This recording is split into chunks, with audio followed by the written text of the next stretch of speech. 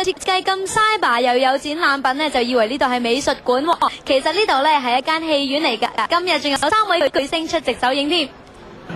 李連杰、劉德華、金城武3位型男，仲有導演陳可辛、徐靜蕾、向佐可，尋晚齊齊現身出席首映。嚟到香港呢一站，最特別之處就係喺戲院嗰度展出佢哋嘅戲服喎。出席嘅嘉賓都覺得好有 feel 啊！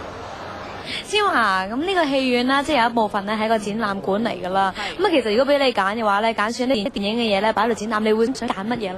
其實我想話咧，有陣時搭嘅景咧係好，即係除咗衣服之外咧，景係好壯觀嘅。所以我覺得如果可以 display 又好啦，嗰個。但好難喎，咁拍完就拍。係啊，所以即係冇去參觀。如果唔係就真係犀利咯，我覺得。嗱咁如果咁講，即係呢個真係要好大嘅地方咧。如果即係揀選一啲物件，即係細細地擺喺度展覽嘅貨，你自己你會想邊樣咧？